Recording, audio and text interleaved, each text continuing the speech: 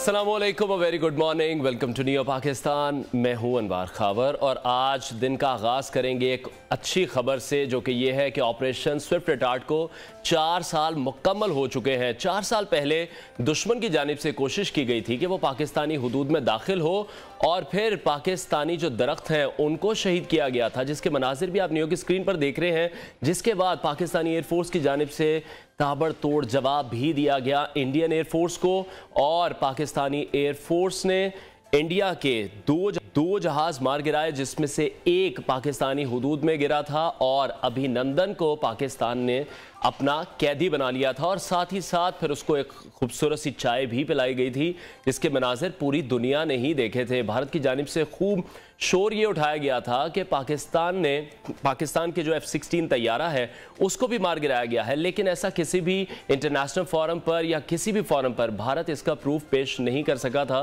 तो भारत के लिए बड़ा क्लियर कट मैसेज था कि अगर इंडिया इस तरह की कोई भी हरकत करेगा तो पाकिस्तान इंडिया में घुसकर इंडिया को मारेगा। और यही पाकिस्तानी एयरफोर्स के जवानों ने उस दिन भी करके दिखाया था, जब भारत ने ये ओछी हरकत की थी पाकिस्तानी हुदूद में दाखिल होने की, जिसके बाद ऑपरेशन स्विफ्ट रिटार्ट का आगाज़ किया गया और उसे कामयाबी से तकमील तक पहुंचाया गया, जिसके कुछ मनाजिर भी हमारे पास मौजूद हैं। इंडिया का जहाज़ किस तरह से पाकिस्तानी हुदूद में गिरा, जो पायलट था इंडियन पायलट अभिनंदन, जो कि बहुत मशहूर हुआ, चाय की वजह से भी बहुत ज़्यादा मशहूर हुआ जब उसको चाय पिलाई गई और उसने खुद भी कहा कि टी इज़ वेरी फैंटास्टिक। तो पाकिस्तान की टी भी बहुत ज़्यादा फैंटास्टिक है, पाकिस्तानी लोग भी बहुत फैंटास्टिक हैं और बहुत बहादुर लोग हैं। तो आइंदा से हमारी तो यही ख्वाहिश होगी कि इंडिया इस तरह की कोई भी हरकत ना करे। एक बड़ा अच्छा सबक पेश किया गया था पाकिस्तानी एयरफोर्स की जानिब से, पाकिस्तानी जवानों की जानिब से, एक मुकम्मल हिकमत अमली के तहत जिस तरह से इंडिया का जहाज़ गिराया गया और इंडिया को ये बावर कराया गया कि एटमी ताकत से लड़ने का अंजाम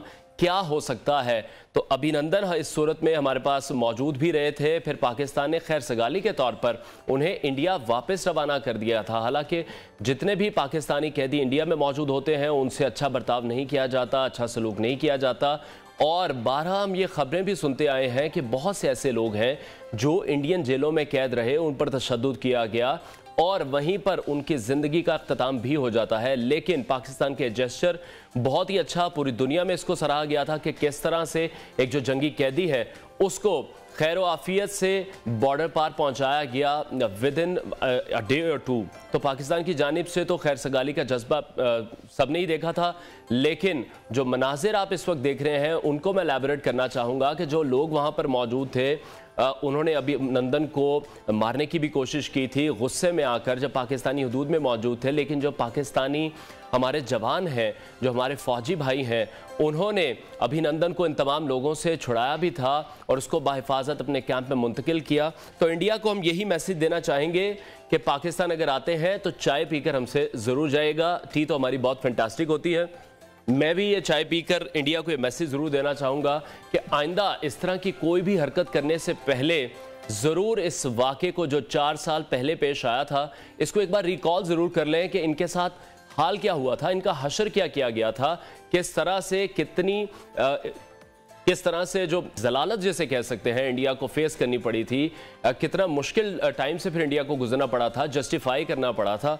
बहरहाल आगे बढ़ते हैं और हफ्ते का पहला दिन है। ये अच्छी खबर तो हमने आपके साथ शेयर की कि 4वीं एनिवर्सरी हम मना रहे हैं ऑपरेशन स्विफ्ट रिटार्ट की। और एक अच्छी खबर जो और है वो ये है कि पाकिस्तान सुपर लीग के जो शायकीन हैं वो अब खुश हो जाएं, क्योंकि पाकिस्तान क्रिकेट बोर्ड और पंजाब हुकूमत के दरमियान जो अखराजात के मामलात हैं वो तय पा गए हैं। और इससे पहले पाकिस्तान क्रिकेट बोर्ड और पंजाब हुकूमत के दरमियान अखराजात के मामले पर कुछ इख्तलाफात भी सामने आए थे।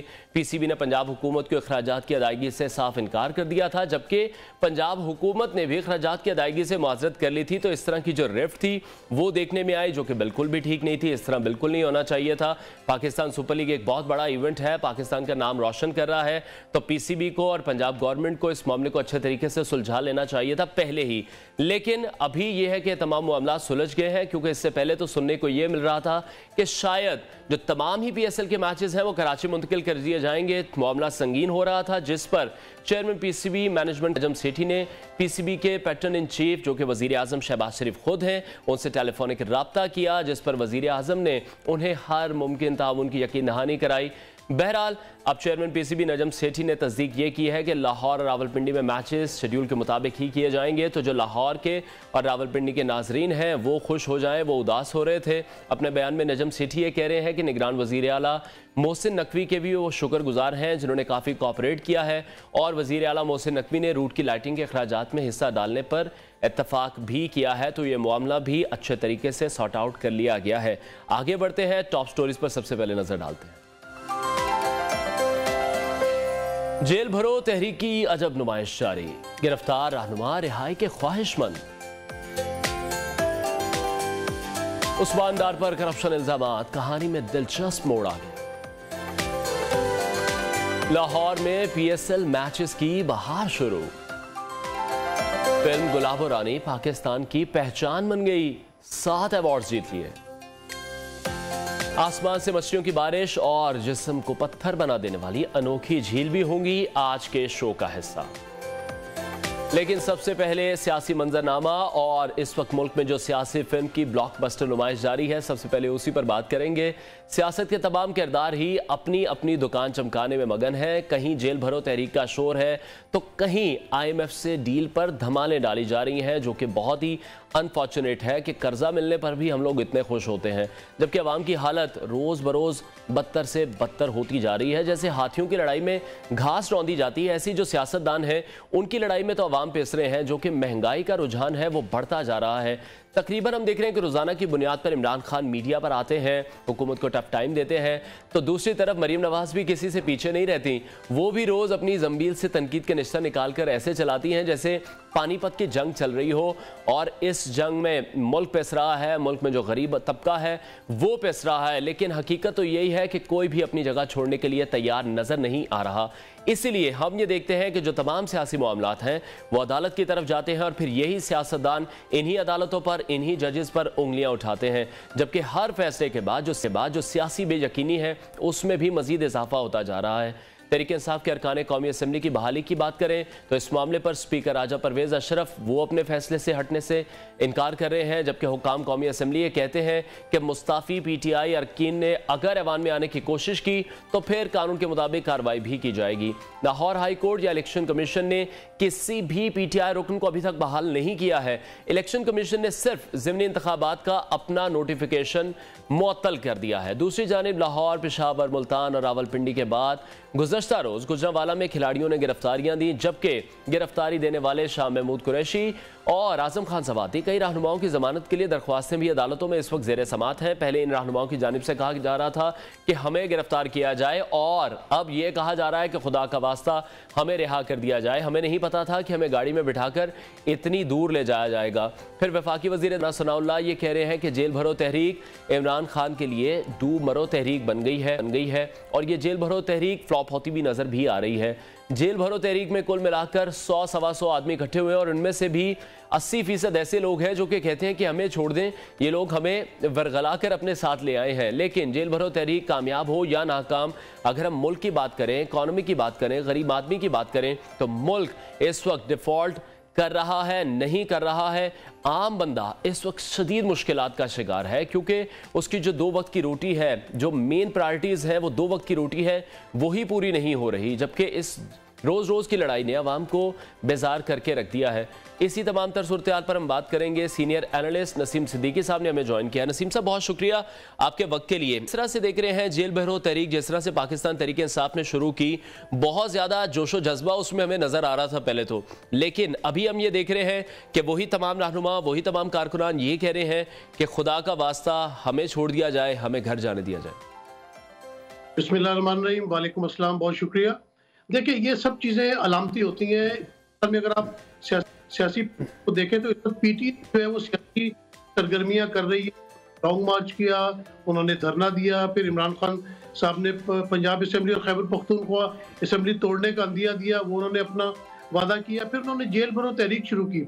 अब जो PTI की आप देखें कि जो स्ट्रगल है वो तो 26 साल पे मुहित है, लेकिन उनके कारकुनान को शायद इन चीज़ों का तजुर्बा नहीं है। लेकिन ये तजुर्बा भी उनको हो गया जब 25 मई को उनको पंजाब पुलिस की तरफ से काफ़ी मारा गया, आंसू गैस के उन्होंने शेल्स बर्दाश्त किए, लेडीज़ ने भी ये चीज़ें बर्दाश्त की।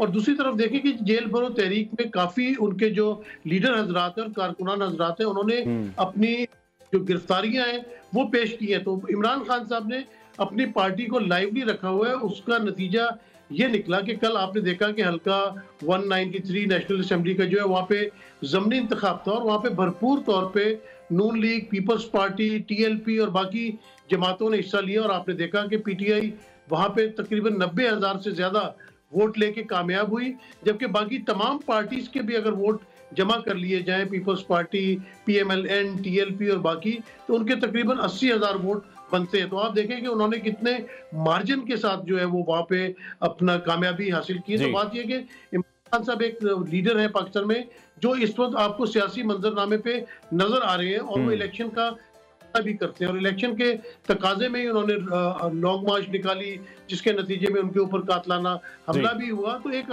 कहते हैं ना कारकुनों का लहू गर्म रखना है, वो वाली एक्टिविटीज जारी हैं। कोई बिल्कुल वो एक्टिविटीज तो जारी है, लेकिन नसीम साहब आप ये देख रहे हैं इस वक्त पूरा मुल्क पोलराइजेशन का शिकार है।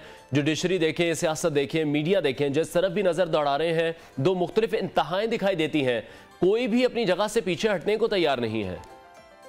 देखिए, इसमें कोई अचंभे वाली बात नहीं है। हम तो अपनी उम्र से जो चीजें देखते चले आ रहे हैं, उसमें जो जमाना हमने देखा था उसमें तो खैर मैं बहुत छोटा था, लेकिन जब बाद में तारीख पढ़ी तो देखा कि इतनी ज्यादा पोलराइजेशन थी 71 में कि अब मुल्क तो लख्त हो गया। उसके बाद आपने देखा कि 77 में जनरल जिया का मार्शल लगा, उसके बाद 90s में हमने पोलराइजेशन देखी है दो जमातों के दरमियान। तो ये साउथ ईस्ट एशिया के जो ममालिक हैं उनमें इस तरह की चीजें चलती हैं। सबसे इम्पोर्टेंट बात यह है कि हमारे इदारों को जो है वो काम करते रहना चाहिए। उनके ऊपर भी तनकीद आती है, पॉलिटिकल पार्टीज एक दूसरे के सामने आ जाती हैं, लेकिन अगर पॉलिटिकल पार्टीज को मद्देनजर रखते हुए अगर कोर्ट्स अपना फैसला देती है और आइन और कानून की हुक्मरानी होती है, तो मेरे ख्याल से कोई फर्क नहीं पड़ता इन चीजों से। इलेक्शन इस मुल्क होने चाहिए। मैंने दुनिया में कहीं पे भी देखा कि पॉलिटिकल पार्टीज जो है वो इलेक्शन से भाग रही हो। ये पाकिस्तान के अंदर एक नई मिसाल बन रही है कि मौजूदा हुकूमत। ठीक है नसीम साहब, आपको लगता है कि अगर वक्त पर इलेक्शन हो जाए और इमरान खान 2/3 अक्सरियत लेकर दोबारा वजीर आजम बन जाए, पर आपको लगता है कि वो आवाम को कोई रिलीफ दे पाएंगे, मईशत ठीक कर पाएंगे? क्योंकि जो जारहाना सियासत उन्होंने इख्तियार की हुई है, उसी के बदले हम देखेंगे PDM भी, जमातें भी वही सियासत इख्तियार कर लेंगी।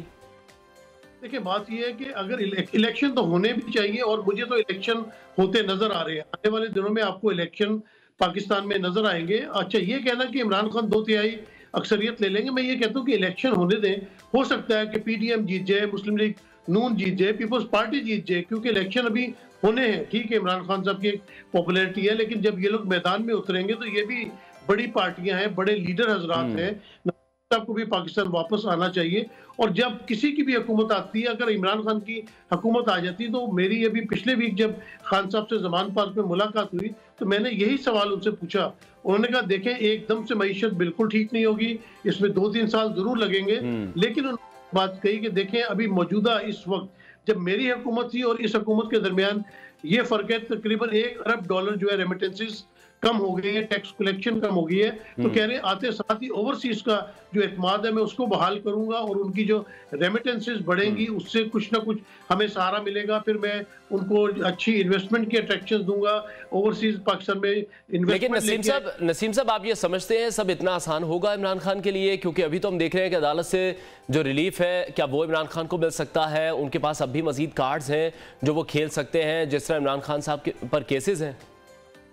देखिए, बात यह कि बिल्कुल इतना आसान नहीं होगा, क्योंकि मईशत जिस लेवल पे जा चुकी है वहां से उसको दोबारा उठाना किसी के लिए भी बहुत ज्यादा मुश्किल है। और जो शुरू में इंट्रो में कहा था कि हमारे यहाँ पे बड़ा डांस और भंगड़ा डाला जाता है जब आपको कर्ज मिल जाता है, तो अब तो कर्ज जो है वो ऊँट के मुंह में जीरे वाली बात है। अभी हमारे जो रिजर्व है, चाइना ने जो लोन दिया है उसके आने के बावजूद सिर्फ $4 अरब है। अगर आप बांग्लादेश की तरफ देखें तो उनके मोर देन 70 अरब से ज्यादा डॉलर्स उनके पास इंडिया के 138 के करीब है। तो बात यह कि हमें तो इस वक्त मईशत को दुरुस्त करने, और जहां तक आपने इमरान खान साहब के मुकदमात की बात की है, ठीक है, वो मुकदमात अपने अदालत में फेस कर रहे हैं। जिस तरह अदली चाहेगी उसी तरह चीज़ें आगे चलेंगी। ये मुश्किलात तो सियासतदानों को बर्दाश्त करनी पड़ती हैं। आपने देखा कि नवाज शरीफ ने कैदोबंद की सहूलतें बर्दाश्त की, यूसुफ रजा गिलानी ने सहूलतें बर्दाश्त की। तो ये कि सियासत में ये चूहे बिल्ली वाला खेल चलता रहता है, कभी कोई इक़्तिदार में, कभी कोई इक़्तिदार में, कभी कोई जेल से बाहर, कभी कोई जेल से अंदर। लेकिन मईशत के ऊपर तवज्जो देना इस वक्त बहुत ज़्यादा ज़रूरी है और हमें ये ज़रूरी है कि हम अपनी जो डॉलर्स हैं उनको कमाना शुरू करें। जब तक हमारी एक्सपोर्ट्स बेहतर नहीं होंगी, लेकिन नसीम साहब, आप किस तरह से देख रहे हैं? कल बिलावल भुट्टो की भी स्टेटमेंट सामने आई इदारों के हवाले से, जिस तरह उन्होंने बात की है तो एक रिफ्ट नजर आ रही है। अब इदारों के दरमियान भी नैब तरमीम पर वो बात कर रहे हैं, अदालती कार्रवाइयों पर वो बात कर रहे हैं। देखिए, बात यह कि अपने इदारों के ऊपर अगर हम अपना एतमाद नहीं करेंगे तो कौन भारत या इसराइल आके यहाँ पे एतमाद करेगा? बात यह कि जिस तरह के भी हमारे इदारे हैं, बिलावल भुट्टो जरदारी साहब के वालिद को भी तो रिलीफ दिया था, उनकी फुप्पो को भी रिलीफ दिया था। यही अदालतें थी जिन्होंने नवाज शरीफ को इलाज के लिए बाहर भेजा, मरियम नवाज की उन्होंने जमानत कबूल की। तो बात यह है कि इन्हीं अदालतों से आपको जो है रिलीफ मिल रहा है, और जब आपको रिलीफ मिल रहा है तो आप बड़े खुश हैं। अगर आपकी अपोजिशन को कोई रिलीफ मिलता है या अभी एक केस अदालत में लगा है, उसका कोई फैसला नहीं आया और आप उसके ऊपर असरअंदाज होना शुरू हो गए, तो ये मेरे ख्याल से मुनासिब नहीं है। हमारे तमाम इदारों को काम करने की इजाज़त होनी चाहिए, उनको आराम से अपने तौर से काम करें, और हमारी सियासी पार्टियों के उनके जो फैसले हैं उस पर तनकीद तो ज़रूर कर सकते हैं, लेकिन इस तरह प्रेशराइज नहीं होना चाहिए कि आप जजों के ऊपर प्रेशर डालें ताकि वो आपकी मर्जी। लेकिन नसीम साहब, आप किस तरह से देख रहे हैं जो सियासी मामलात हैं, उस वजह से मईशत जो है वो बहुत ज़्यादा डिस्टर्ब हो चुकी है, तो मौजूदा हालात में मिसाक मईशत होना कितना ज़रूरी है? देखिए, ये बिल्कुल बहुत ज़रूरी है। तमाम लोगों को मिल बैठना चाहिए और पाकिस्तान में खास करके जो भी इकोनॉमिस्ट हैं उनको भी ऑन बोर्ड लेना चाहिए और देखना चाहिए कि हम अपनी कमाई किस तरह बेहतर कर सकते हैं। कर्ज लेके दूसरे मुल्क से कर्ज लेके हमने उनका अगर कर्ज वापस करते रहेंगे तो इस तरह तो मामला कभी भी दुरुस्त नहीं होंगे। और पाकिस्तान एक बहुत ही फर्टाइल लैंड है, एग्रीकल्चर मुल्क है, इसमें इतने मेहनती लोग हैं काम करने वाले। आप ओवरसीज के जो खदशात हैं उनको दूर करें, वो आपको रेमिटेंसेस भेजें। जब डॉलर्स फॉरेन करेंसी आपके मुल्क में आएगी तो आपको काफी हद तक टैक्स कलेक्शन बेहतर करने की जरूरत है, एक्सपोर्ट्स बेहतर करने की जरूरत है, और ये सब कुछ पाकिस्तान में हो सकता है। क्योंकि मैंने दुनिया देखी है, लेकिन पाकिस्तान जैसा खूबसूरत मुल्क और इस तरह की जो मौसम है और मेहनती लोग हैं, ये मैंने दुनिया में नहीं देखे। और उसके बावजूद अगर हमारी मईशत नीचे की तरफ जा रही है तो तमाम से पार्टियों के लिए ये शर्मनाक बात है। बहुत शुक्रिया नसीम सिद्दीकी, हमारे साथ इन कॉन्वर्सेशन थे। उनका ये कहना था कि पाकिस्तान को अपनी एक्सप्नी है, जो सियासी मामलात हैं उन्हें एक तरफ रखकर मिसाक मईशत करना इस वक्त बहुत ज़्यादा ज़रूरी है। ब्रेक लेंगे, ब्रेक के बाद आपको दोबारा ज्वाइन करेंगे। Stay with us.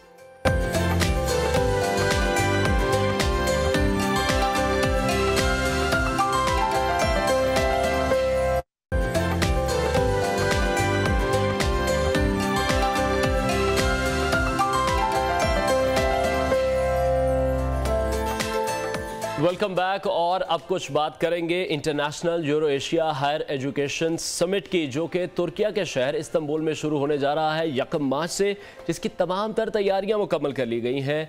सहरोज़ा Yuri education conference 3 मार्च तक जारी रहेगी, जिसमें दुनिया के जो तालीमी माहिरीन हैं वो हायर एजुकेशन के बारे में अपने ख्यालात का इजहार करेंगे।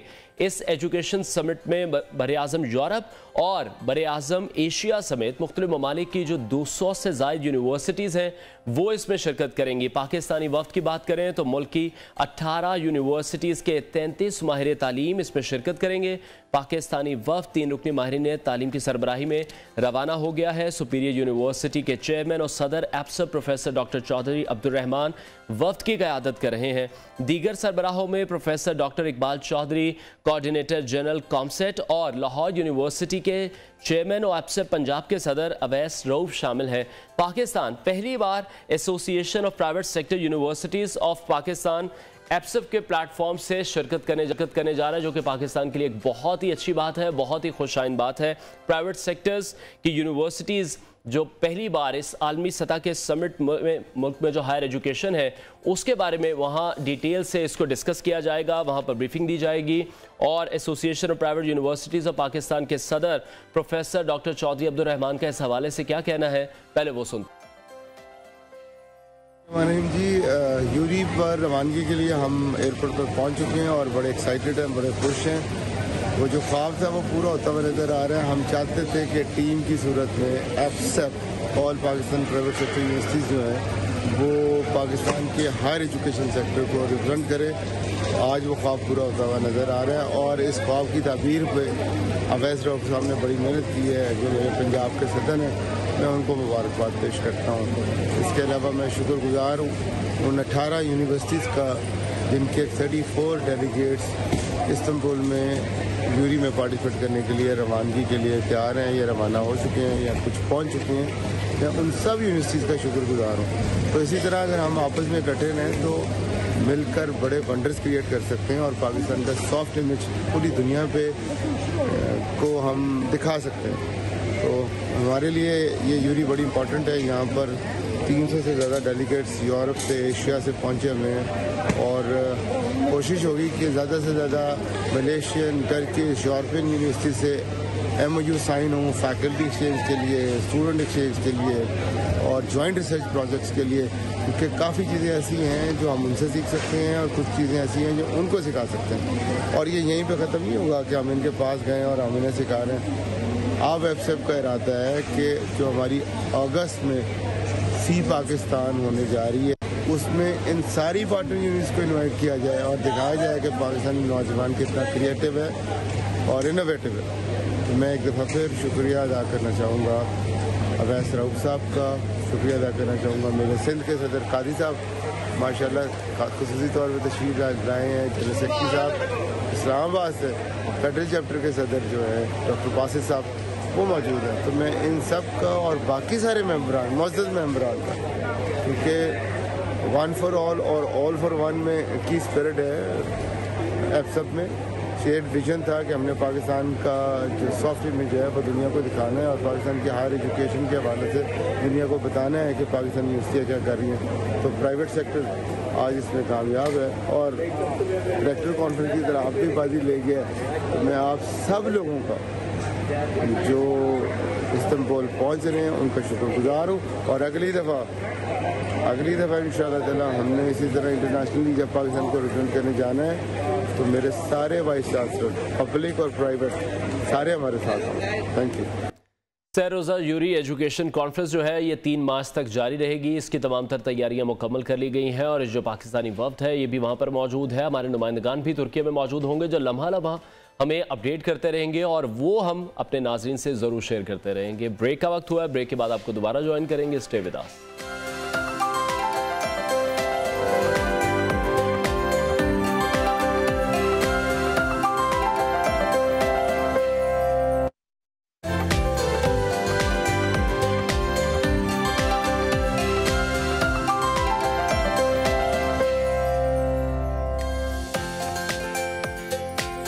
Welcome back. और अब एक और अहम मामले के हवाले से बात करेंगे जहां साबिक चेयरमैन वजीर आजम यूथ प्रोग्राम उस्मान डार पर फ्रंटमैन के जरिए करप्शन के इल्जामात में एक दिलचस्प मोड़ आ गया है। उस्मान डार के मुबैना फ्रंटमैन जावेद अली का एतराफ़ी बयान सामने आने के बाद जावेद अली की मुबैना ऑडियोज़ भी सामने आई हैं जिसमें जावेद अली दिहाड़ी लगाने के हवाले से भी बात कर रहा है।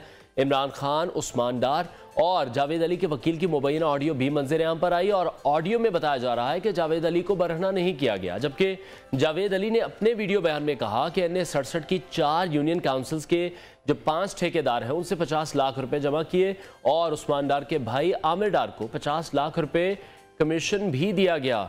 जराये के मुताबिक इस ऑडियो के फोरेंसिक के लिए FIA की खदमात भी ली जा रही हैं। ये ऑडियो पहले सुनते हैं फिर इसको मजीद डिस्कस करते हैं।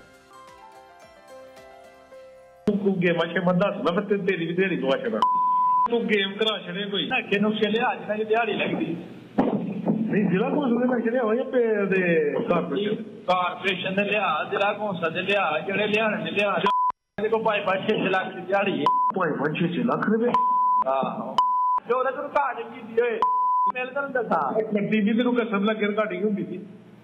इस हवाले से मजीद डिस्कस करेंगे। हमारे कॉरेस्पॉन्डेंट वकास गौरी ने हमें स्टूडियोज में ज्वाइन किया है। वकास, बहुत शुक्रिया आपके वक्त के लिए। सबसे पहले तो इस हवाले से बताएं कि पूरा मामला है क्या और अब तक ये डिटेल्स कहां तक पहुंची हैं। ऑडियो लीक सामने आई हैं, पहले इस हवाले से प्रेस कॉन्फ्रेंस भी की गई।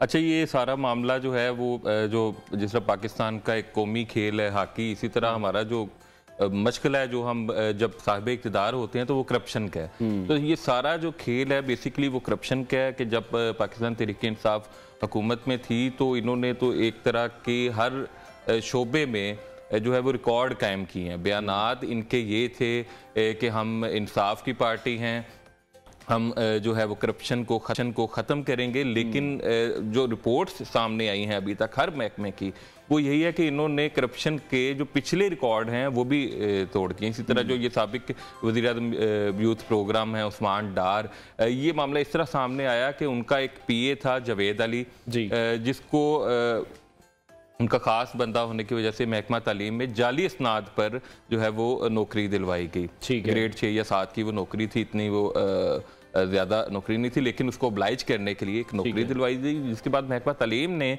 उस पर एतराज़ किया, उस मामले को पुटअप किया, पुलिस में ये मामला आया। इनिशियल तौर पे उसमें उस्मान डार का नाम ऐड नहीं था, लेकिन जब इसको डिग आउट किया गया तो वो जावेद अली ने बताया कि वो एक फ्रंट मैन है और वो उस्मान डार और उनके भाइयों को करप्शन का पैसा ठेकों की मद में, अभी ये जो हमने ऑडियो सुनी है इसमें भी उन्होंने ये बताया कि सारे ही ले आओ, जिला कौंसल भी ले आओ, नक्शे भी ले आओ, एनओ भी ले आओ, जो बिल्कुल जो मामला जिसमें पैसा है उसको फॉरेंसिक होगा। अभी फॉरेंसिक सारे मामले का फॉरेंसिक होगा, ये सारा मामला सामने आएगा क्योंकि इंकशाफात जब सामने आए तो फिर ये मामला एंटी करप्शन को रेफर कर दिया गया। एंटी करप्शन ने मजीद तहकीकात की और फिर पब्लिक हेल्थ इंजीनियरिंग के एक SGO जहांगीर भट्ट को भी गिरफ्तार किया। उसने भी बताया कि उसने एक तो अपना ट्रांसफर रुकवाने के लिए 5 लाख दिए, ठीक है, और फिर 25 लाख जो है वो मुख्तलिफ ठेकेदारों से और मुख्तलिफ लोगों से इकट्ठे करके लेकिन विकास आप क्या समझ रहे हैं कि ये जो मामला है ये भी सियासी है या वाकई करप्शन है? अगर हम पाकिस्तान तहरीक इंसाफ के दौर की बात करें तो उसमें हमने देखा कि किस तरह से केसेस बनाए गए, नून लीग पर, पीपल्स पार्टी पर, किस तरह से ट्रायल्स चलते रहे, लेकिन उनमें से कुछ भी नहीं निकला। आज वही तमाम लोग बरसर इक़्तिदार हैं, तो कल को यही मुमकिन नजर आ रहा है कि यही पाकिस्तान तहरीक इंसाफ बरसर इक़्तिदार होगी तो ये केसेस सिर्फ सियासी होंगे? देखें, अगर हम ये कहें कि पाकिस्तान मुस्लिम लीग नून के खिलाफ सारे केसेस जो है वो सियासी थे तो ये गलत है। ठीक है, ये कहा जा सकता है कि जो बेशतर केसेस थे वो जो है वो सियासी बुनियादों पर कायम किए गए थे, क्योंकि करप्शन तो बहरहाल हम में मौजूद है, वो किसी भी पार्टी से उसका ताल्लुक हम उसको नहीं कर सकते, कि कनेक्ट नहीं कर सकते, करप्शन तो है। तो अब सारे केसेस अब भी सियासी नहीं है, करप्शन हुई है, ठीक है, लेकिन पाकिस्तान तहरीक इंसाफ का मैं दोबारा ये कहूँगा ये कलमी है कि अब अगर एक करप्शन का इल्ज़ाम लगा है तो वो मुतल्लिका इदारों पे तहकीकात करवाने की बजाय, उन पे यकीन करने की बजाय, इमरान खान साहब ने एक ऐसे शख्स को अपने साथ बिठाया जो इस वक्त नामजद है, जिसका वीडियो पैगाम भी मौजूद है, जिसका ऑडियो पैगाम भी मौजूद है, और वो फिर सारे इदारों पे अदम एतमाद का इजहार कि वो उसमें एंटी करप्शन नैब से लेकर वो बड़े साहब का भी जिक्र कर देते हैं, यानी कि वो आवाम की एक जहन साजी कर रहे हैं कि जो भी तहरीक इंसाफ के खिलाफ कार्रवाई हो रही है वो सियासी बुनियादों पर हो रही है। और ये शायद पहली दफ़ा ही हो रहा है कि ऑनगोइंग केस है, एक ट्रायल जिस पर चल रहा है और मुलजिम को साथ बिठाकर साबिक वज़ीर आज़म प्रेस कॉन्फ्रेंस कर रहे हैं, तो किस तरह का ये तासुर दिया जा रहा है कि अगर किसी पर कोई केस है तो वो प्रेस कॉन्फ्रेंस कर सकता है, वो इदारों को तनकीद का निशाना बना सकता है। अच्छा, इमरान खान साहब ना ये अक्सर ये रिवायत जो है वो दोहराते हैं। मादी में असद कैसर जो उस वक्त KPK के स्पीकर थे, उन पर भी एक इल्ज़ाम लगाया गया था कि उन्होंने घर खरीदा है 35 करोड़ का और वो कुछ प्लाट्स का मामला सामने आया था। तो उस वक्त भी खान साहब जो थे वो उनके साथ मीडिया उन्होंने टॉक की और उन्होंने कहा जी कि ये बिल्कुल बेबुनियाद इल्ज़ाम हैं। और फिर एक साबिक चेयरमैन CPAC पर भी करप्शन के इल्ज़ाम लगे, तो उस वक्त वज़ीर आज़म थे इमरान खान साहब, उन्होंने खुद ही वो दस्तावेज़ात देख के उन्हें क्लीन चिट दे दी। तो खान साहब खुद जो है वो एक बतौर पार्ट टाइम में बतौर जज भी वो काम कर लेते हैं और वो लोगों को क्लीन चिट दे देते हैं, उनकी आदत है। ठीक है, लेकिन अभी इस केस को फर्दर आप किस तरह से देख रहे हैं? जिस तरह से इल्ज़ामात लगाने का सिलसिला है जावेद अली की, अभी हमने जो ऑडियो लीक सुनी है, तो क्या पुलिस है या जो मुतल्लिका इदारे हैं उन्हीं के पास उनका फ़ोन मौजूद है, वो खुद से ऑडियो लीक्स कर रहे हैं? अच्छा, ये जब तहकीकात हुई तो जावेद अली का जो टेलीफोन था वो एंटी करप्शन के पास था, उसमें से ऑडियोज़ भी निकल रही हैं, उसमें से वीडियोज़ भी निकल रही हैं। एक बयान तो जावेद अली ने 164 का दिया है मजिस्ट्रेट के सामने, जिसमें उन्होंने सारी जो कहानी है वो खोल के बताई है कि किस तरह जो है वो करप्शन की गई, ठेकेदारों से पैसा इकट्ठा किया, उस्मान डार को दिया। यहाँ पे ये भी एक इल्ज़ाम है कि एक उस्मान डार के भाई की बेटी की शादी भी एक ठेकेदार के खर्चे से हुई है। तो आप देखें कि हमारा एक अलमिया क्या है, हम किस लेवल पे जाके करप्शन करते हैं। और ये कोई आम लोग नहीं है, ये मुतदल लोग, वेल सेटल्ड लोग हैं। जिसको कहा जा सकता है कि पैसे वाले लोग हैं, लेकिन वो भी अपने जो एक्सपेंस हैं वो फिर वो बिल्कुल आ जाते हैं उस लेवल पे कि आप ये भी हमारा करवा दें, वो भी करवा दें। और मुल्क का काम है, मुल्क का खजाना है, मुल्क के ठेके हैं, पाकिस्तान के महकमों का ये काम है जी, जिसको इन्होंने इस पोजीशन पे ला दिया कि हर चीज में करप्शन करके तो फिर उस करप्शन के पैसे से सड़क बनी होगी, उसका म्यार क्या होगा? जो नक्शे मंजूर किए गए होंगे वो किस हद तक लीगल होंगे, कानूनी होंगे, ये उसके जो बाद के असरात हैं वो कौन कौन भुगतेगा? लेकिन इस प्रेस कॉन्फ्रेंस के बाद हम देख रहे हैं जो सबसे ज्यादा तनकीद हुई है उन तमाम इदारों पर हुई है, नैब पर हुई है, एंटी करप्शन पर हुई है, पुलिस पर हुई है। जो तमाम इदारे हैं जो कि इंसाफ की फराहमी के लिए काम करते हैं उन पर बहुत ज़्यादा तनकीद हुई। और जो एक बहुत बड़ा इल्ज़ाम लगाया गया कि उनकी मिसेस को बरहना करके तस्वीर वायरल करने की धमकी दी गई, तो इस हवाले से इदारों का कोई मौक़िफ़ सामने आ रहा है? देखें, सबसे पहले तो आपने बड़ी अच्छी बात की है वीडियोस की। तो वीडियोस की अगर हम बात करें और ये जो आजकल पाकिस्तान में ट्रेंड चल रहा है बरहना करने की धमकियां, और जो भी सियासी लीडर जेल जाता है वो फिर वापस आके वो इस तरह लगता है कि वो जेल नहीं गया था, वो लास वेगस गया सी। तो वो तो एक बड़ी अजीब सी इन्होंने ये भी एक ट्रेंड बना दिया, ये भी एक नई रिवायत इन्होंने की है। मैं आपको यहाँ पे बताऊं कि आदम सवाती साहब जो सीनियर हैं, मैंने पाकिस्तान तहरीक इंसाफ के रहनुमा हैं, उन्होंने भी इस तरह का एक इल्ज़ाम लगाया। मैं उनकी उस प्रेस कॉन्फ्रेंस में मौजूद था जो उन्होंने रखी थी माल रोड पे। उन्होंने प्रेस कॉन्फ्रेंस में रोना शुरू कर दिया। रो के उन्होंने बताया कि उनकी और उनकी बेगम की एक वीडियो जो है वो मौजूद है, और यहाँ पे काबिल जिक्र बात यह कि वो वीडियो ना आपने देखी है, ना मैंने देखी है, ना पाकिस्तान के किसी शहरी ने देखी है, ना किसी सहाफ़ी ने देखी है, और किसी एक शख्स भी ये दावा नहीं करता कि उसने आदम सवाती की या उनकी अहलिया की वो मुबैना वीडियो देखी है। लेकिन उन्होंने प्रेस कॉन्फ्रेंस करके सारी दुनिया को बताया कि एक वीडियो भी मौजूद है, और जब उनसे मांगी गई, हाँ, जब उनसे मांगी गई कि ठीक है जी इसका फरांजिक करवाएं, तो उन्होंने कहा कि वो नहीं मैं दे सकता। यानी कि इस लेवल पे अब इसी तरह ये जो अब जावेद अली जी, जिसकी अगर देखें हमारे इदारे जो हैं तफ्तीशी वो बड़े माशाल्लाह ट्रेंड हैं, और उनको अंदाज़ा हो जाता है कि कौन जो है वो कितना सच और कितना झूठ है। और वो तो आम बंदे को भी अंदाज़ा हो सकता है कि जिस तरह उसकी अभी ऑडियो आई है, ये जो अभी आपने अपने प्रोग्राम में सुनाई है, अब ये तो एंटी करप्शन या किसी पुलिस की या किसी और महकमे की तफ्तीश के दौरान तो नहीं ना बनाई गई। ये तो बड़े खुले डुले अंदाज में कह रहा है कि जो भी है वो ले आओ। और एक और बात मैं यहाँ पे आपको बताऊँ कि हम किस पाकिस्तान के सहाफ़ी की, सियासतदान की, किस शख्सियत की, ख़ानदान की तस्वीर इस मुल्क में वायरल हुई हैं? आप मुझे नाम लेके बताएं, जब अभी तक हुई नहीं। ठीक है, अभी तक ऐसी कोई वीडियो ना कभी पुलिस की हिरासत में किसी बंदे की अहलिया की वीडियो ऐसी निकली है किसी बड़ी शख्सियत की, किसी हाई प्रोफाइल केस के दौरान, ना कभी नैब में निकली है, ना कभी एंटी करप्शन में निकली है। तो ये वो लेवल है कि अवाम का एक जहन बनाया जाए कि जो हमारे इदारे हैं, जो हमारे तफ्तीशी लोग हैं, जो भी महकमे हैं, वो इस लेवल पे जा रहे हैं और वो हम पे इतना जुल्म कर रहे हैं। बिल्कुल ठीक है। तो अभी इस केस में जो उस्मान डार समेत जो मजीद लोग हैं, आपको लगता है कि आने वाले दिनों में हम मजीद गिरफ्तारियां देख सकते हैं? देखें, गिरफ्तारी तो जो बाय लॉ है प्रोसीजर वो चलेगा। उस्मान डार जो हैं वो अभी ज़मानत पर हैं, 2 मार्च तक उनकी ज़मानत है। उनके एक भाई जो जिन पर एक इल्ज़ाम है कि वो कमीशन लेते, वो फिर पेश हो गए जब उस्मान डार के बारे में खबरें आई कि वो बिरोने मुल्क चले गए हैं और फिर वो वापस भी आ गए। ये भी कहना है ज़राए का कि क्योंकि पार्टी ने दबाव डाला कि हाँ भैया, एक तरफ तो हम जेल भरो तहरीक कर रहे हैं, दूसरी तरफ आपको 2 नोटिस मिले हैं और आप पाकिस्तान से ही बाहर चले गए हैं। आप इनका ये भी तो देखें ना कि जब तक जमानत नहीं मिलती, ठीक है, जमानत हासिल करते हैं फिर भी खौफ का शिकार हैं। उस्मान बुज़ार का नैब लाहौर में केस है, उनके पास जमानत भी है, नैब फिर भी 2 मरतबा बुला चुका है। उस्मान बुज़ार साहब डर के जा ही नहीं रहे। उस्मान डार साहब भी उसी रविश पे हैं। एक तरफ ये जेल भरो तहरीक है, गिरफ्तारियां दे रहे हैं, दूसरी तरफ इतना खौफ है कि ये किसी भी चीज को क्या आप कंफर्म कर सकते हैं कि उस्मान डार बैरून मुल्क गए थे और फिर पार्टी के प्रेशर पर वापस आए हैं? उस्मान बुज़ार बिरोन मुल्क गए हैं, ये तो उन्होंने खुद भी तस्दीक किया। उन्होंने कहा जी कि ज़रूरी काम से मैं चंद रोज़ के लिए गया था। और जाहिर बात है कि अब ये जो मामला मुझे नजर आ रहा है ना, जिसमें इमरान खान साहब खुद इन्वॉल्व हो जाएं, जैसे फराह गोगी के मामले में खान साहब खुद इन्वॉल्व हुए हैं, तो उसके ताने बाने इसका मतलब है कि वो कोई छोटा मामला नहीं है। वो कहीं ना कहीं फिर कनेक्टेड है ज़मान पार्क से या बनी गाला से, फिर वो कनेक्टेड मामला है कि खान साहब इतनी आसानी से एक, क्योंकि वो उनका एक म्यार है है वो किसी भी बंदे को ना अपने साथ बिठाते हैं इतनी आसानी से, और बड़े बड़े रहनुमाओं को, इवन अब तो ये भी सुनने में आ रहा है कि चौधरी परवेज लाई साहब क्योंकि सदर बन चुके हैं, उनको भी फयाजुल हसन चौहान से गुजर के खान साहब से मिलना पड़ेगा। यानी कि फिर जो इल्जाम हम पहले देखते रहे हैं ट्रांसफर पोस्टिंग के हवाले से, जो ट्रांसफर फरागोगी पर इल्जाम थे, तो अभी हम देख रहे हैं कि ठेकों के हवाले से भी जो इल्जाम हैं वो फिर इमरान खान से ही कनेक्ट होंगे।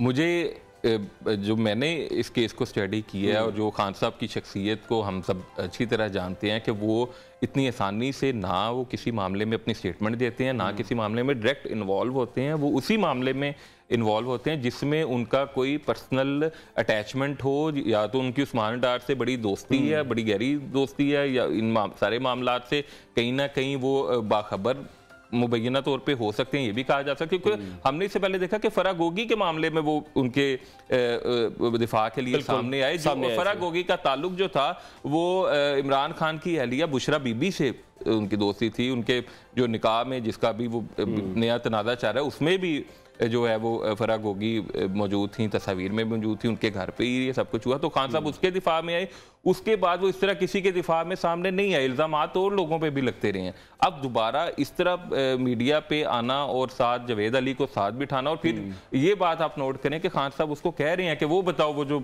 नंगा किया गया जी, यानी कि एक फरमाइशी प्रोग्राम आप सुनाया जा रहा है कि वो बंदा तो उसके वकील की भी जो ऑडियो आई है, उसके वकील ने जो मजाक भी बनाया उसका, उसने कहा जी कि हमने जावेद अली से राब्ता किए, सानू तो कहता सी कि नंगा नहीं किया गया थे हुन कह, तो वो आप ये सारे देखें ना, ये सारी कड़ियां से कड़ियां मिलाएं तो सिचुएशन जो है वो क्लियर हो जाती है। लेकिन पाकिस्तान तहरीके इंसाफ को उसके मौकफ से हटकर कुछ मनवाना और पब्लिक में ये साबित करना कि ये लोग गलत हैं और ये जो फ्रांजिक भी हो जाए, इनका जो सपोर्टर है और इनका जो वोटर है वो आपकी किसी भी बात को किसी महकमे की किसी बात को, इवन के जब तक खान साहब खुद नहीं मानेंगे ना कि हाँ जी मेरे कुछ लोगों ने करप्शन की थी है, उनका वोटर। लेकिन वकास अभी अब क्या सिचुएशन देख रहे हैं करंट सिनेरियो में पाकिस्तान तहरीक इंसाफ पर, एंटी करप्शन में, नैब में कौन से ऐसे केसेस हैं जो कि अभी टॉप ऑफ द लिस्ट पे हैं?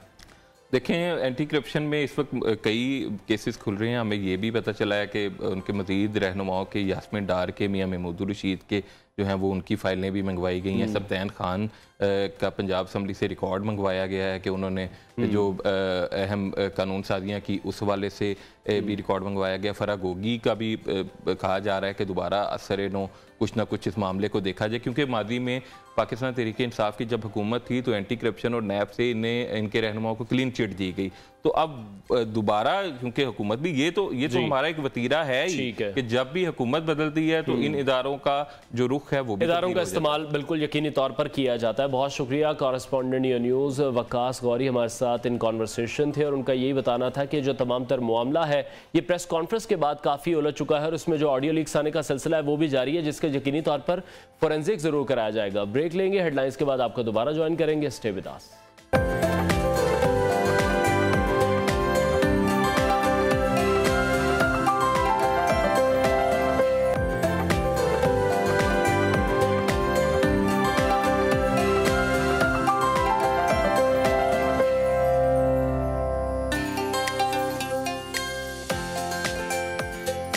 Welcome back. और अब कुछ बात करेंगे क्रिकेट की, जिसमें सबसे पहले पाकिस्तान सुपर लीग का जो सनसनीखेज मार्का, सनसनीखेज मुकाबले जारी हैं। 15वें मैच की खबर आपके साथ शेयर करेंगे जो कि कल मैच हुआ, जिसमें लाहौर कलंदर्स ने पेशावर ज़ल्मी को हरा दिया है।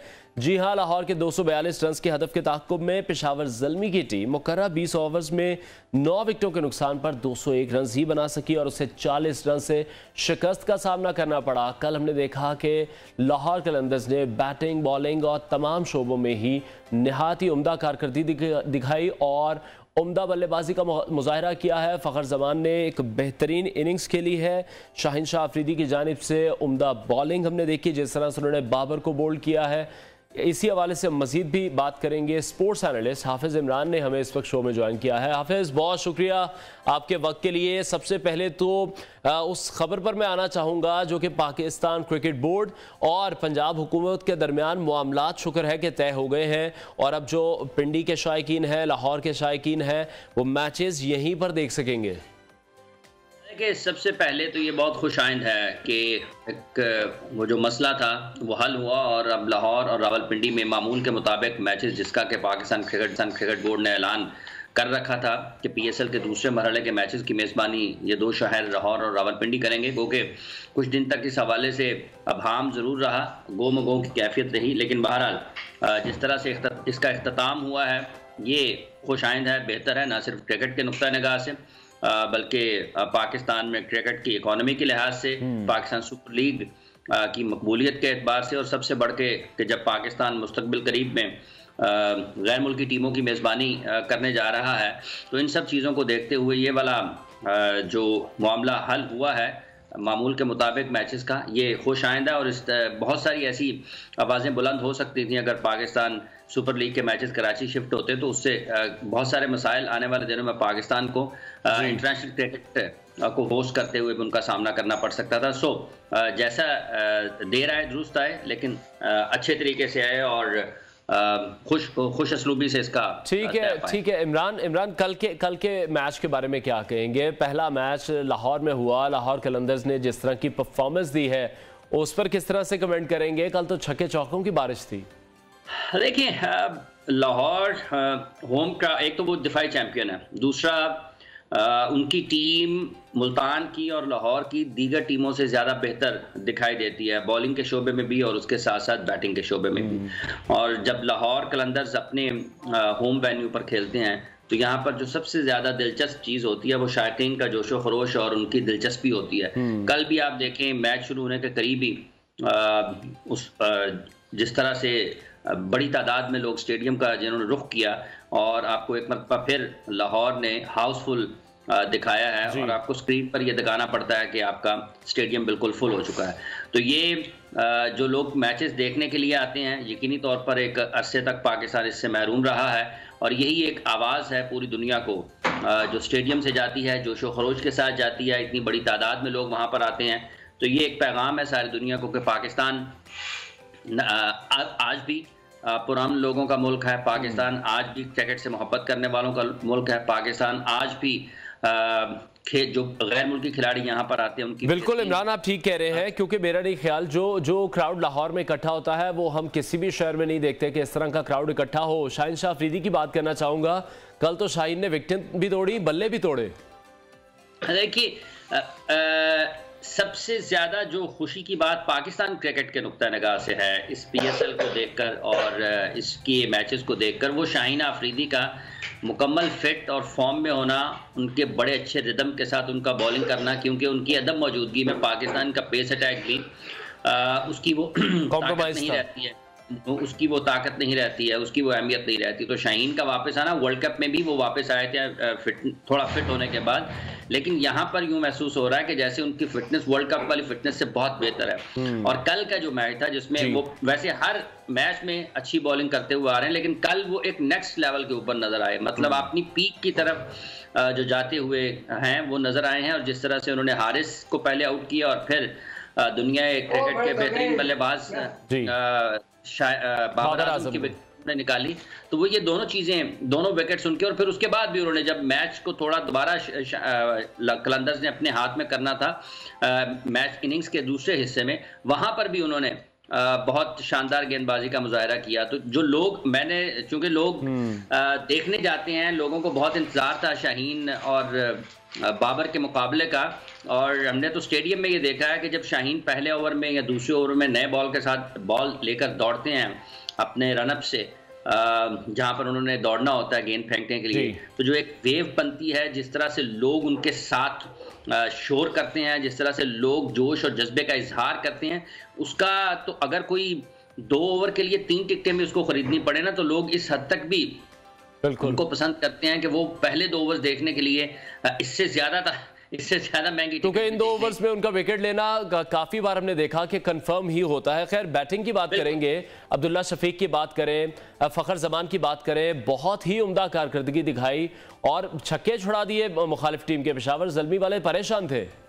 देखिए, अब्दुल्ला को पहले मैचेस उन्होंने बाहर बैठकर देखे, कामरान गुलाम अच्छी फॉर्म में नहीं थे, उनको मौके मिले, लेकिन चूंकि वो कनेक्ट नहीं कर पा रहे थे, वो बॉल की लाइन में नहीं आ पा रहे थे, तो वो अच्छी फॉर्म में नहीं थे। यही वजह है कि उनको ड्रॉप किया गया। और फिर उसके बाद अब्दुल्ला शफीक जो कि पिछले सीजन में बड़ी शानदार बल्लेबाजी का उन्होंने मुजाहरा किया था, उनको मौका मिला और उन्होंने भी उससे भरपूर तरीके से फ़ायदा उठाया। फ़खर जमान सबसे अहम हिस्सा है बैटिंग में।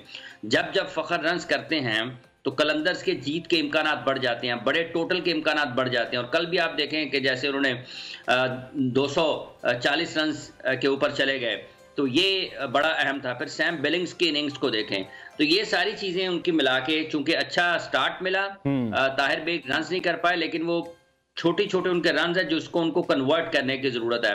अब्दुल्ला शफीक, फ़खर जमान, सैम बिलिंग्स, और कोई जवाब नहीं था पेशावर ज़ल्मी के बॉलर्स के पास इनकी जारहाना बल्लेबाजी का। और उन्होंने पूरे तरीके से क्राउड को वो तफरीह फ्राहम की जिसके लिए वो लगभग 1 साल से इंतजार कर रहे थे, और दोबारा उन्होंने कदाफी स्टेडियम का रुख किया और एक बहुत शानदार तफरीह मिली।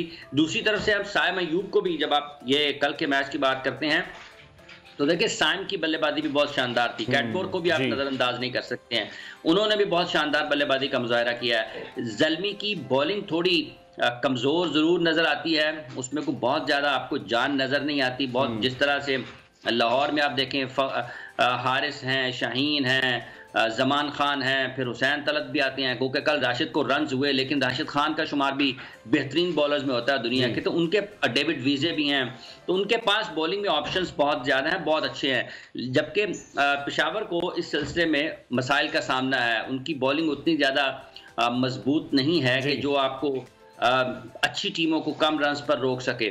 तो पेशावर के लिए मसला ये था, लेकिन वो मैच में वापस आए थे कैटमोर और साइम अयूब की इनिंग्स के ऊपर, और साइम अयूब की कारकर्दगी की दाद जरूर देना पड़ेगी। ये आने वाले दिनों में पाकिस्तान टीम के जो ओपनिंग पेयर है उसको सबसे बड़ा चैलेंज जो होगा वो साइम अयूब। ठीक है इमरान, जो मैच होने जा रहा है लाहौर और इस्लामाबाद के दरमियान, आप क्या देख रहे हैं? कौन सी टीम का पलड़ा भारी रहेगा? कौन सी टीम मैच आसानी से विन कर सकती है? और PSL में अगर हम ओवरऑल बात करें तो कौन सी 2 टीमें आपको ऐसी लग रही हैं जो कि फाइनल में नजर आएंगी? देखिए, अभी तक फाइनल के बारे में तो आप कुछ कहना कबल इस वक्त होगा, लेकिन आज के मैच में अगर आप देखते हैं तो ये बैटिंग और बॉलिंग का मुकाबला है बुनियादी तौर पर, और इसमें टॉस का भी बड़ा अहम किरदार होगा, क्योंकि शाम के टाइम में बॉल गीला होगा तो निस्बतन दूसरी इनिंग्स में बैटिंग आसान हो सकती है।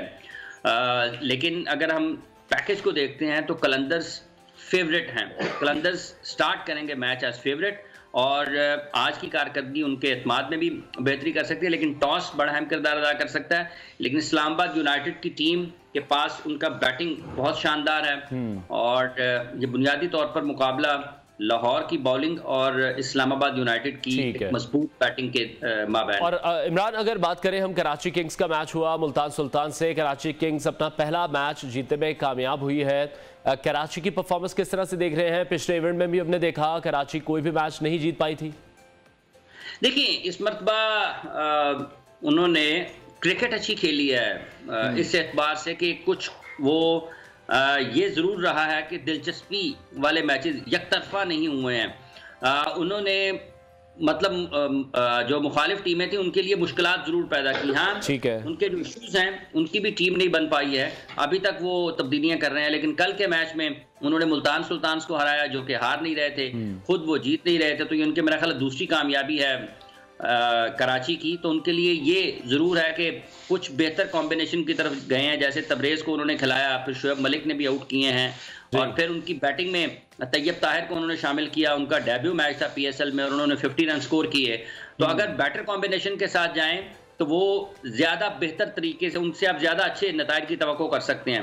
हैदर अली को खिलाते रहे हैं, प्लेटिनम कैटेगरी में उन्होंने डाल दिया, लेकिन उनकी कारकर्दगी आप देखें कि किस तरीके से वो बिल्कुल इम्पैक्ट नहीं डाल पाए, और अपनी जो सिलेक्शन है उससे भी वो इंसाफ नहीं कर पाए। ठीक है, बहुत शुक्रिया। स्पोर्ट्स एनालिस्ट हाफिज इमरान हमारे साथ इन कॉन्वर्सेशन थे। पाकिस्तान सुपर लीग का जो मेला है वो इस वक्त बहुत ही ऊंचाइयों पर है। जिस तरह की परफॉर्मेंस हमने देखी है कल लाहौर कलंदर की, सो आई मेक श्योर कि मैं भी टिकट बाय करके जाऊं, और जो पाकिस्तान सुपर लीग के मैचेस हो रहे हैं लाहौर में वो ज़रूर स्टेडियम में बैठकर हम देखें, उसको एंजॉय करें, जो भी अपनी फेवरेट टीम है उनको सपोर्ट करें। और यही उम्मीद है, जिस तरह से लाहौर का क्राउड है, हमेशा से हम देखते हैं कि जो ग्राउंड्स हैं वो पैक होते हैं, फुल होते हैं, और शायद लाइकीन बहुत बड़ी तादाद में आते हैं अपनी जो फेवरेट टीम्स हैं उनको सपोर्ट करने। तो इंशाल्लाह मैं भी कोशिश करूंगा कि टिकट कहीं ना कहीं से मिल जाए, क्योंकि टिकटें नहीं मिल रही हैं, हाउसफुल है, बुकिंग इस वक्त फुल हो चुकी है। तो ब्रेक लेते हैं, ब्रेक के बाद आपको दोबारा ज्वाइन करते हैं।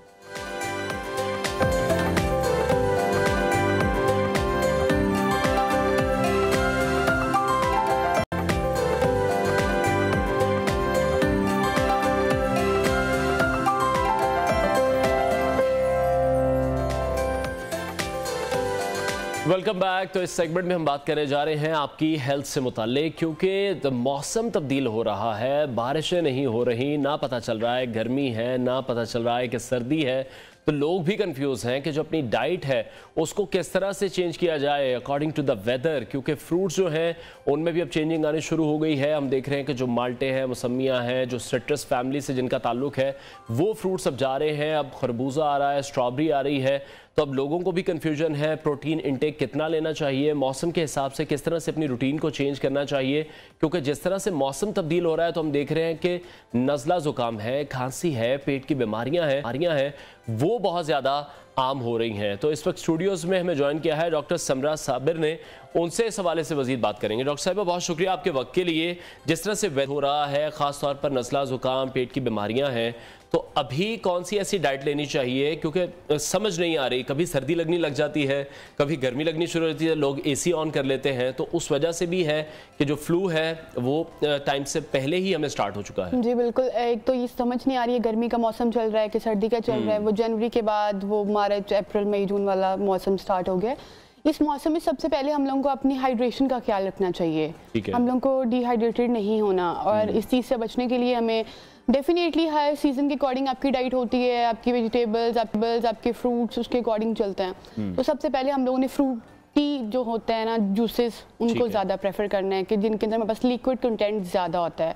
जैसे आपने कहा कि ऑरेंजेस हैं, और ये आजकल मेलन्स आ रहे हैं, स्ट्रॉबेरी आ रही है, बनानास हैं, तो इन डेज में ये ज़्यादा हमारे लिए सूटेबल है। ठीक है। और अगर प्रोटीन के इंटेक की बात करें, जिस तरह से अब महंगाई जो कि हम सभी जिसका शिकार है, अगर हम ब्रायलर की बात करें हैं तो वो 700 रुपये किलो पर पहुंच चुका है, अगर हम अंडों की बात करें तो वो 300 रुपये दर्जन को क्रॉस कर चुके हैं, तो फिर ऑब्वियसली हमें तो हर तबके के हवाले से बात करनी है। तो लोग किस तरह से जो अपना प्रोटीन इंटेक है वो भी पूरा करें?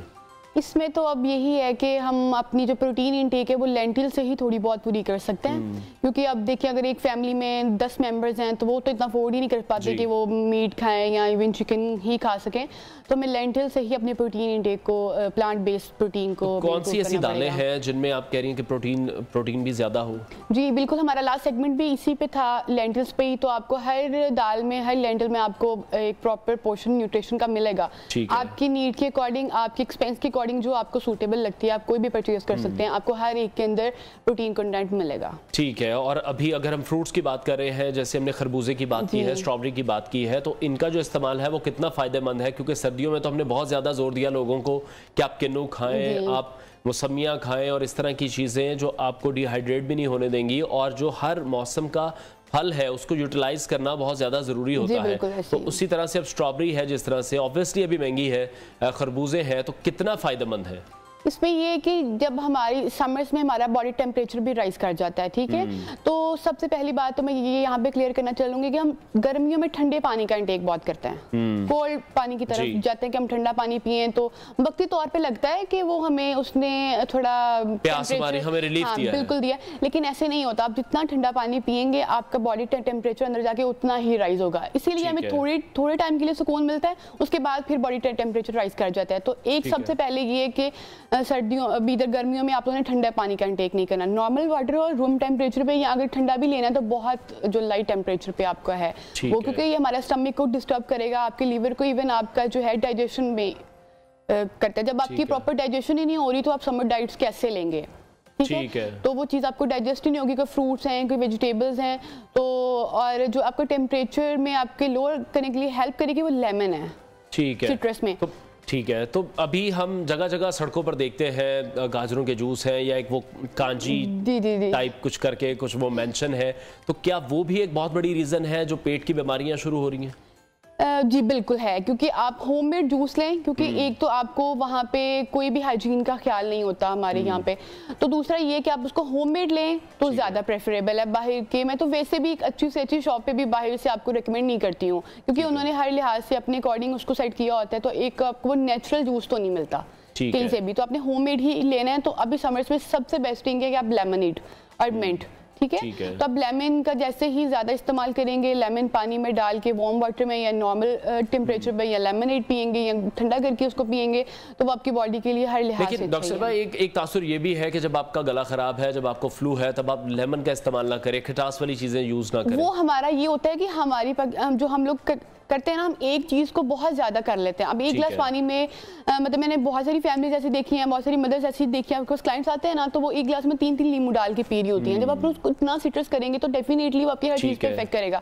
आपका हाफ नींबू एक गिलास पानी में मोर देन एनफ। ठीक है, तो अगर मौसम की जैसे हम तब्दीली की बात कर रहे हैं, तो वो भी सेहत पर बहुत ज़्यादा एकदम से असरअंदाज होती है। मौसम बदलने के साथ साथ जो दर्जा हरारत है वो चेंज हो रहा है। कभी जिस तरह से हम डिस्कस कर रहे थे कि डे टाइम पे अगर गर्मी है, शाम में रात में हमें फील होता है कि अब सर्दी भी आने शुरू हो गई है, तो उसी हिसाब से हमें अपनी खुराक को भी साथ साथ चेंज करने की बिल्कुल, वो मैंने आपको पहले कहा कि हमारी बॉडी टेम्परेचर को रेगुलेट कर देती है, रिड्यूस कर देता है आपका लेमन का इस्तेमाल करना। इसलिए मैं इस चीज़ को बार बार कह रही हूँ, क्योंकि आपकी बॉडी भी टेम्परेचर भी राइज कर रहा होता है, आपका वैसे इन्वायरमेंटल टेम्परेचर भी राइज कर रहा होता है, तो आप जितना भी सिट्रस फ्रूट या लेमनेड को इस्तेमाल करेंगे वो आपके लिए बेनिफिशियल है। और एक और चीज़ जो नोटिस कर रहे हैं लोग काफ़ी, मैंने भी नोटिस की खुद से, कि आफ्टर कोविड जो हमारा इम्यून सिस्टम है बहुत ज़्यादा वीक हो चुका है। पहले भी मौसम चेंज होता था, पहले भी इस तरह के मौसमियाती तब्दीलियाँ फरवरी मार्च में गर्मी सर्दी वाला एक पैटर्न चलता आ रहा है, लेकिन अब आकर हम देख रहे हैं कि जो हमारा इम्यून सिस्टम है वो उस तरह से हमारा साथ नहीं दे रहा।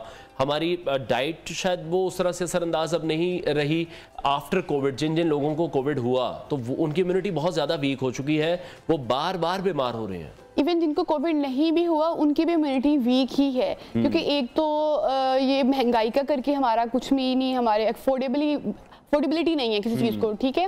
और दूसरा ये कि फिर मैं वही बात करूँगी ठंडा पानी, जैसे आप ज़्यादा ठंडा पानी पियेंगे वो आपके डाइजेशन को और आपके ये जो इम्यून सिस्टम को बहुत वीक कर देगा। ठीक है, इन दो चीज़ों से बचें तो बाकी आपका हो जाएगा। बाकी ये है कि अब प्रोटीन हो गया, फैट हो गया, कार्बोहाइड्रेट्स हो गए, ये तो अब हमारी इतनी मैक्सिमम अफोर्डेबिलिटी में आते ही नहीं है। तो आजकल तो वैसे रोटी पानी पूरा हो जाए लोगों का तो वही काफ़ी है। तो फिर लोग अक्सर आके कहते हैं कि आप जाके लीड क्लास को वहाँ पे बता रही होती हैं कि ये खाओ वो खाओ, हमारे लिए क्या है। तो उनके लिए मैं ज़्यादा उन्हीं के बारे में बात करूंगी कि आप लोगों के जो चीपेस्ट सोर्स पे आपको मिल रहे हैं, जैसे लेमन्स हो जाएंगे या मिंट हो जाता है, पुदीना, या इसके अलावा गाजर है, अभी खैर आगे है तो उसका सीजन नहीं रहेगा, तो जो ऐसे चीपेस्ट सोर्सेज पे आपको मिल रही है ना, आप उनके जूसेस और उनके मतलब आप वेजिटेबल्स। ठीक है, और अभी हम देख रहे हैं कि कुछ ही दिन बाद रमज़ान भी शुरू होने वाला है, तो उसमें आप किस तरह से देख रहे हैं, क्या लोग खाना शुरू कर दें कि रमज़ान की भी तैयारी हो?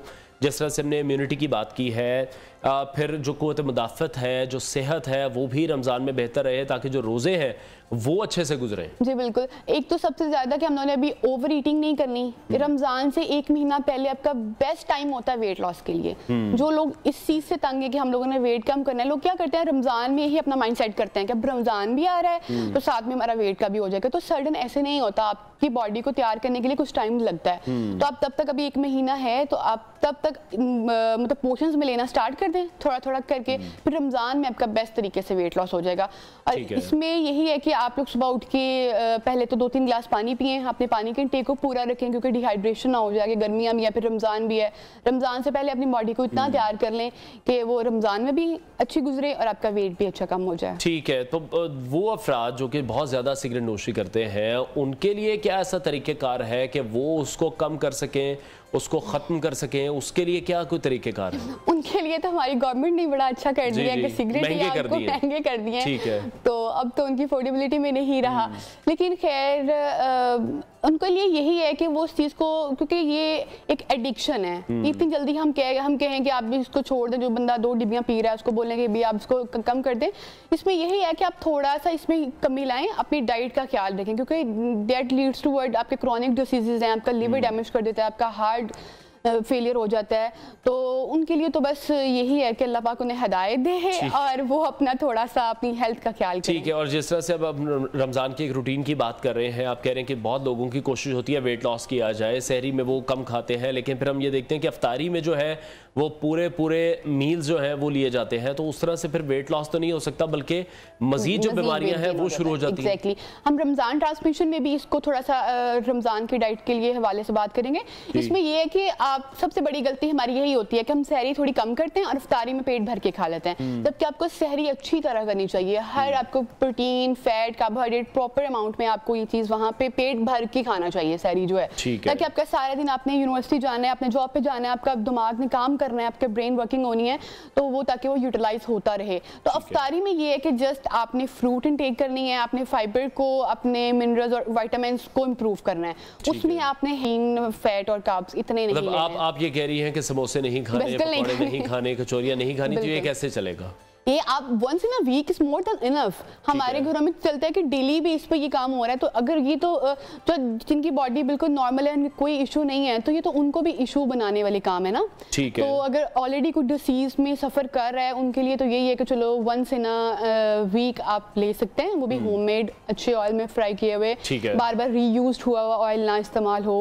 तो अगर आपने ऐसी चीजें कुछ फ्राइड लेनी ही है तो बेटर है कि आप होममेड इस्तेमाल करें एज कम्पेयर टू क्या। ठीक है, बहुत शुक्रिया। डॉक्टर समरा साबिर हमारे साथ इन कॉन्वर्सेशन थी, और जो मौसम का तकाजा है उस हवाले से हमें अपनी डाइट को आहिस्ता आहिस्ता शिफ्ट करना है, क्योंकि मौसम तब्दील हो रहा है। आगे बढ़ते हैं और एक अहम खबर आपके साथ शेयर करेंगे। इस्लामाबाद की सेशन अदालत की जानिब से इमरान खान की जमानत में कल तक तौसी कर दी गई है।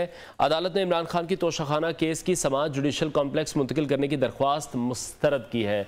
अदालत ने रिमार्क्स दिए हैं कि हमारे पास इख्तियार नहीं है, आपको बराह रास्त अभी लिए चलेंगे। वज़ीर आज़म शहबाज शरीफ गुफ्तगू कर रहे हैं। को मुबारक पेश करता हूं कि इस यूथ प्रोग्राम को आज 10 साल मुकम्मल हो गए।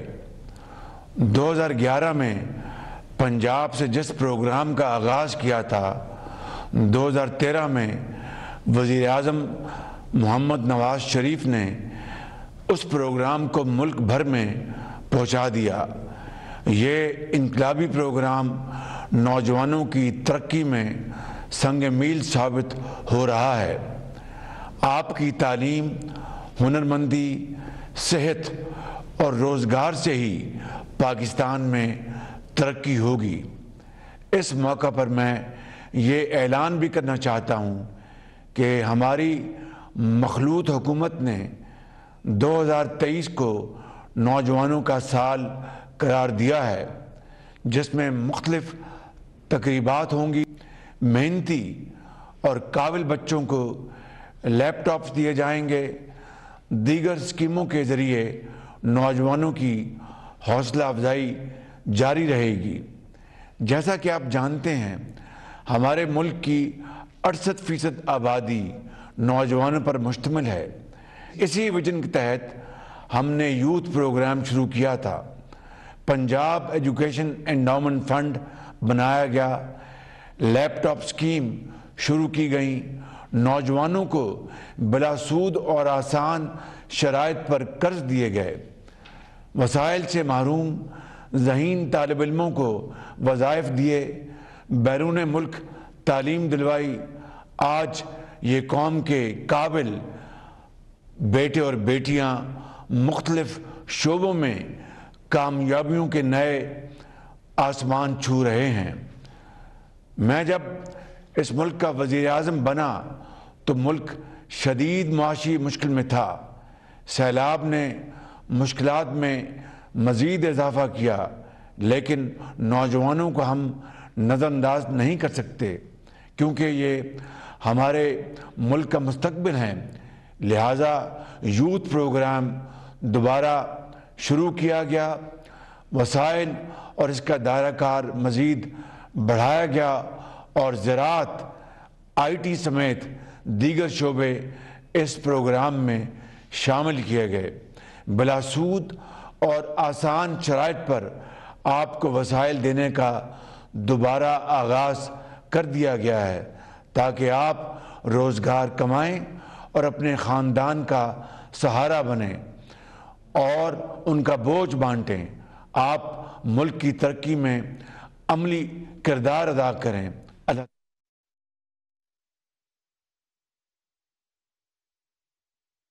वज़ीर आज़म शहबाज शरीफ यूथ वीक से खिताब कर रहे थे। ब्रेक लेंगे, ब्रेक के बाद आपको दोबारा ज्वाइन करेंगे। स्टे विद अस।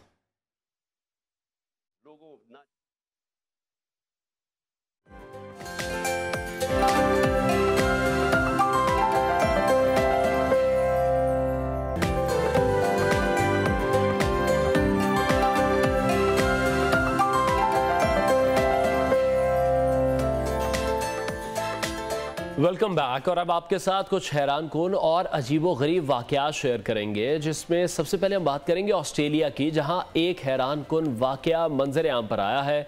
और आपने बारिशें तो ज़िंदगी में बहुत बाहर देखी होंगी, लेकिन मुझे यकीन है कि आपने आसमान से जिंदा मछलियों की बारिश कभी भी नहीं देखी होगी। और अगर हम आपको बताएं तो आप यकीन नहीं करेंगे कि ऑस्ट्रेलिया के एक दूर दराज सहराए तनामी के शुमाली किनारे पर वाक़े कस्बे में बारिश के दौरान आसमान से मछलियां बरस पड़ी हैं। जी हाँ, ये अपने आप में एक बड़ा ही अनोखा गैर मामूली वाक़या है। और ये गैर मामूली नज़ारा देखकर जो वहाँ के रिहायशी थे वो भी काफ़ी हैरान रह गए। जब मैंने भी ये स्टोरी पढ़ी तो बहुत ही हैरानकुन थी मेरे लिए भी कि किस तरह से पॉसिबल है कि आसमान से बारिश हो रही है और वो बारिश मछलियों की बारिश है। लेकिन जो गाँव के बुज़ुर्ग हैं, बड़े हैं, वो ये बता रहे हैं कि माजी में भी ऐसे जो वाक़यात हैं वो रुनुमा होते रहे हैं। रिपोर्ट्स ये बता रही है कि 2010 में भी इस कस्बे में आसमान से मछलियों की बारिश हो चुकी है।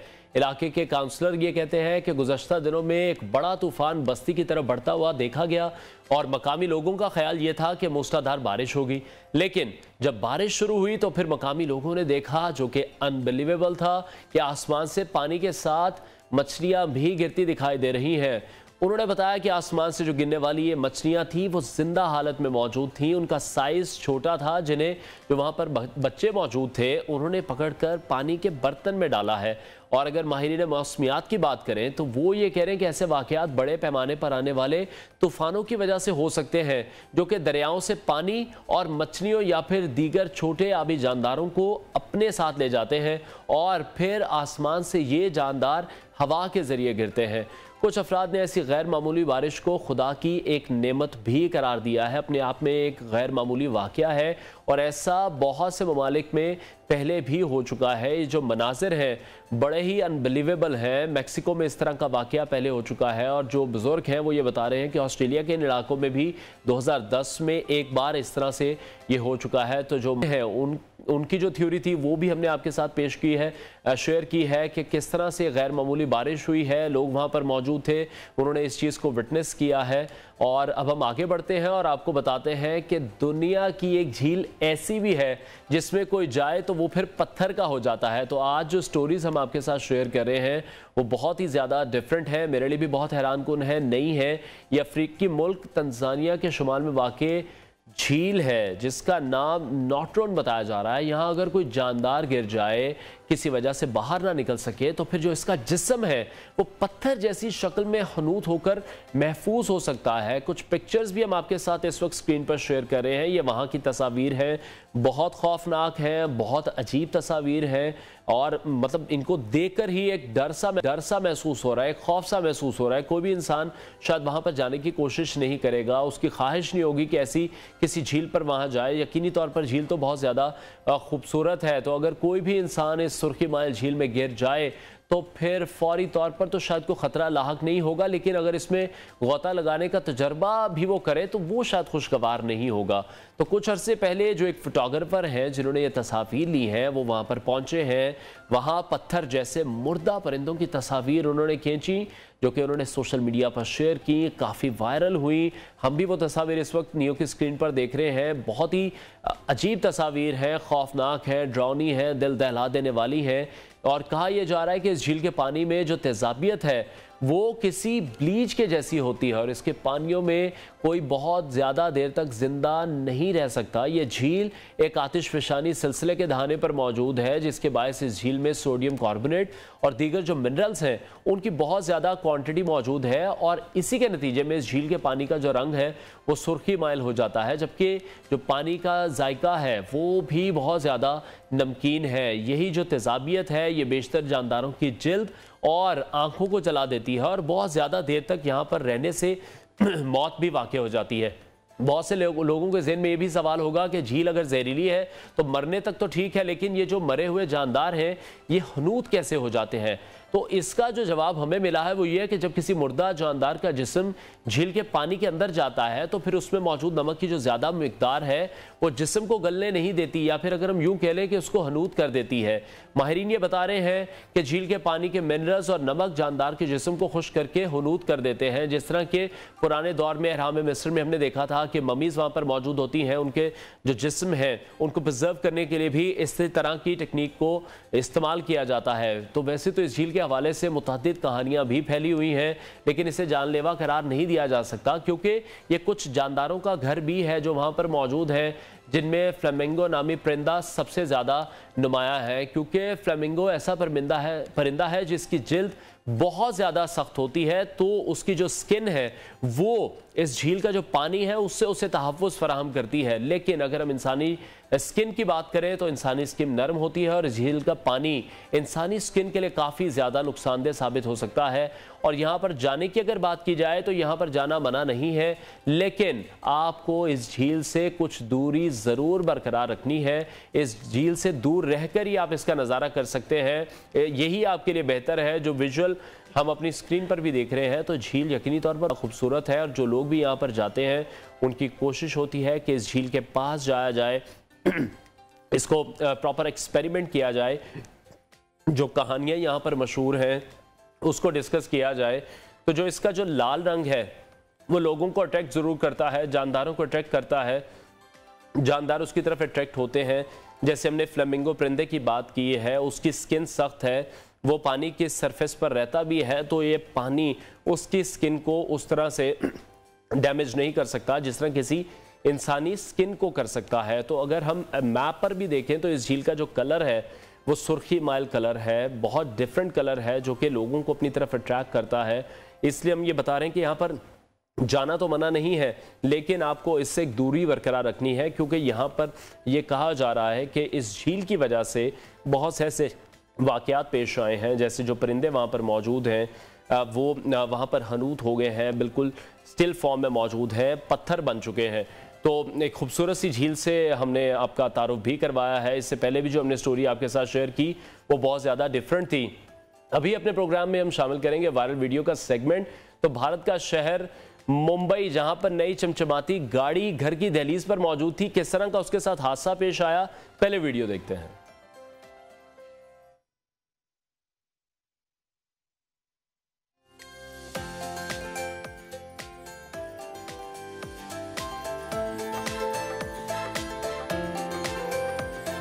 गाड़ी का हम देख रहे हैं कि इस्तकबाल किया जा रहा है, ये गेट से एंटर हो रही है। वहाँ पर ये गाड़ी जिस तरह से अंदर एंटर हुई है, फूल भी उस पर लगे हुए हैं और एकदम से ये तमाम बाइकों पर चढ़ दौड़ी है।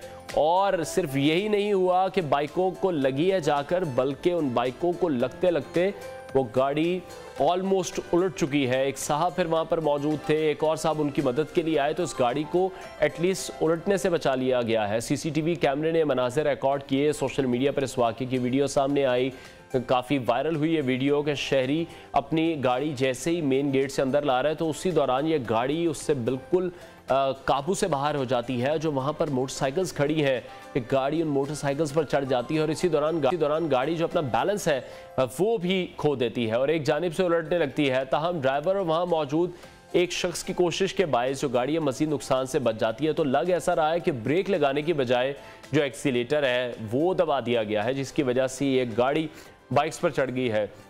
और जो शायद नई गाड़ी थी उसकी एक्साइटमेंट भी होती है। तो जो सार्फिन हैं अपना रद्द-ए-अमल दे रहे हैं, वो ये कह रहे हैं कि ये बदकिस्मती है ड्राइवर की गलती भी है कि एक नई गाड़ी थी जो कि किस तरह से शोरूम से निकल कर आई है और किस तरह से तबाह हो गई है। प्रोग्राम से आपसे इजाज़त लेंगे, कल आपसे इंशाल्लाह फिर मुलाकात करेंगे। अपना बहुत ख्याल रखिएगा। अल्लाह हाफ़िज़।